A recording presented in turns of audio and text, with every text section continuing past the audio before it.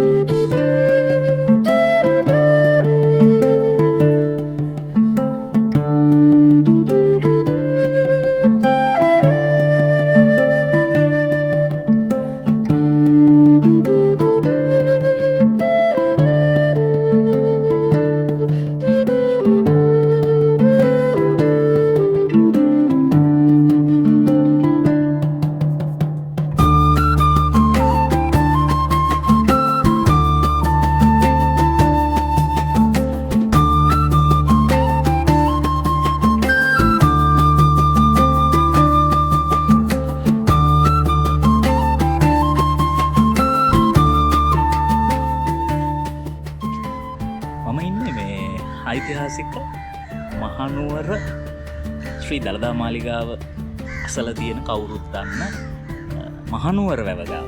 සමහරු මේකට කිරිමුහුද කියලා කියනවා. සමහරු මේ වැවට නුවර වැව කියලා කියනවා. නුවර වැව තියෙන අනුරාධපුරයේ නේද?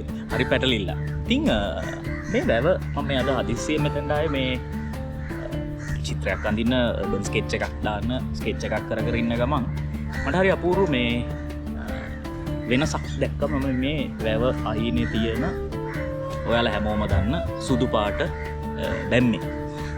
හැමෝම මොකද කියන්නේ මේ සුදු පාට බැම්මට අපේ නුවර මහනුවර වැව වටේම නැහැ. ශ්‍රී දළදා මාලිගාවේ උළුපැංගේ අසල ඉඳලා ජොයි බෝට් එක පහු කරලා සොරව්ව දක්වා යන කෑල්ලේ තමයි මේ ඔයාලා දන්න අර සුදු පාට බැම්ම තියෙන්නේ. මේ බැම්මට හැමෝම කියන්නේ මොන බැම්ම කියලා.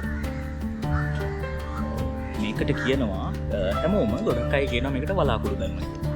නමුත් ඇත්තටම මේ බැම්ම වලාකුළු බැම්මක්ද? ප්‍රශ්නයක් තියෙනවා. දැන් මට අද මේ මගේ ස්කෙච් අඳිනකොට මට දැනෙච්ච දෙයක් තමයි මේ තියෙන බැම්මෙත් හැඩ දෙකක් තියෙනවා තැන් දෙකකදී. එක කොටසක් තමයි මේ ක්වීන්ස් හෝටලේ ඉස්සරහින් මහනුවර ශ්‍රී දළදා මාලිගාවේ ප්‍රධාන වහල්කරට මෙහා පැත්තේ ඉඳලා උළුපැංගේ දක්වා යන කොටසේ තියෙන බැම්ම එක හැඩයක් සහ එතනින් එහා පැත්ත බෝට්ටු සේවයේ ඉඳලා සොරව්ව ගාවට යනකන් තියෙන බැම්ම එක හැඩයක්. ඉතින් අපි මේ වැවේ ඉතිහාසය ගැන කිව්වොත් එහෙම මේ වැව පිහිටලා තියෙන භූමිය ඉස්සර වෙල්යායක්.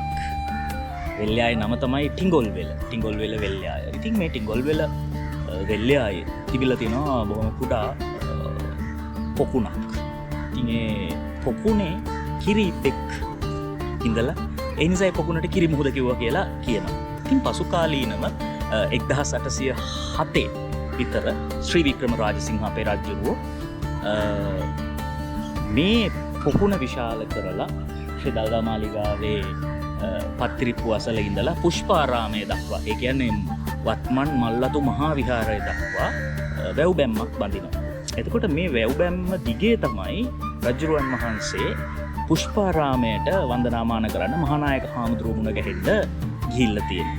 ඉතින් ඒ ගියපු වහල්කඩ එහෙම නැත්නම් ඒ වැව් බැම්මට ඇතුල් වෙච්ච තැන තාමත් තියෙනවා. එතකොට ඔයාලා දන්නවා මේ වැවේ තියෙනවා මැද පොඩිංචි දූපතක්. ඉතින් මේ දූපත කලින් අපිට නිකන් පුරාවෘත්තවල සඳහන් වෙන්නේ රජුරුවන්ගේ ගිම්හාන කාලේ නැත්නම් උෂ්ණ කාලෙට ඉන්න හදපු උද්‍යානයක් නැත්නම් දූපතක් විදිහට තමයි සලකන්නේ. ඒකේ නම තමයි ජයතිලක මණ්ඩපය. එහෙම නැත්නම් දියතිලක මණ්ඩපය කියලා කියනවා. ඉතින් පසු කාලීනව මේ මහනුවර නගරය ඉංග්‍රීසි ජාතීන්ට යටත් වීමත් සමගම ඉංග්‍රීසි ජාතීන් මේ දූපත පාවිච්චි කරලා තියෙනවා තමන්ගේ වෙඩි බෙහෙත් ගබඩා කරන්න. වෙඩි බෙහෙත් ගබඩා කරපු තැන. අර මම කලින් කියපු කතාව ශ්‍රී වික්‍රම රාජසිංහ රජුරෝ හදපු පළවෙනි වැව් බැම්ම තිබිලා තියෙන ජයතිලක මණ්ඩපය තිබ්බ භූමියෙන් තමයි මල්ලත්ත විහාරයට හා වෙලා තිබිලා තියෙන අදටත් බලපුවහම හරි කෙලින්ම තියෙන්නේ මල්වතු මහා විහාරය.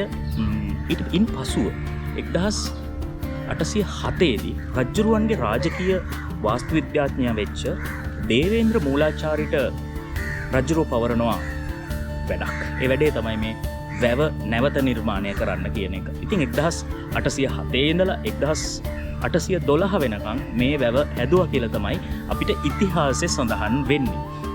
විශේෂයෙන්ම කියන්න ඕන මේ වැව වටේ තියෙන බැම්ම අපි හැමෝම කියන්නේ වලාකුළු බැම්ම කියලා. නමුත් මේක වලාකුළු බැම්මක් නෙවෙයි.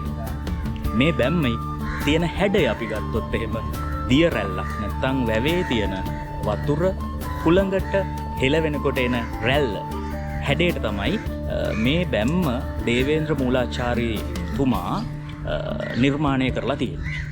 එතකොට කොහෙද වලාකුළු බැම්ම තියෙන්නේ? ඒක ප්‍රශ්නයක් නේ. කල්පනා කරලා බලන්න, මතක් කරලා බලන්න අපේ ශ්‍රී දළදා මාලිගාවේ පත්තිරිප්පුව. පත්තිරිප්පුව නිර්මාණය කරන්නෙත් මේ දේවේන්ද්‍ර මූලාචාර්යතුමා. එතකොට මේ පත්තිරිප්පුව නිර්මාණය කරද්දී පත්තිරිප්පුවට පහලින් තියෙනවා පොකුණක්. ඒ පොකුණේ තියෙන්නේ මේ අපේ වැව අයිනේ තියෙන මේ දියරැලි බැම්මමයි. එතකොට මේ දියරැලි බැම්මට උඩින් තියෙනවා අන්න වලාකුළු බැම්ම. මේක අපිට හොඳට හොයාගන්න පුළුවන්.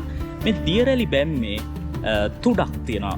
ඉහළට එසවිච්ච තුඩක් තියෙනවා. එතකොට වලාකුළු බැම්ම කියන එක මේකේ තුඩක් නෙවෙයි තියෙන්නේ උඩ රවුම් වෙච්ච ගතියක්. දැන් බලන්නකෝ ශ්‍රී දළදා මාලිගාවේ පින්තූරයක් අරගෙන අන්න ඒක තමයි වලාකුළු බැම්ම. එතකොට මේකට අපි කියන්න ඕන හරි වචනය තමයි දියරැලි බැම්ම. හැබැයි ඉතින් දැන් ඒක වෙනස් කරන්න ඉතින් අපිට ටිකක් අමාරුයි. ඊයේ මනසට ගිහිල්ලා තියෙන්නේ මේක වලාකුළු බැම්ම කියලා.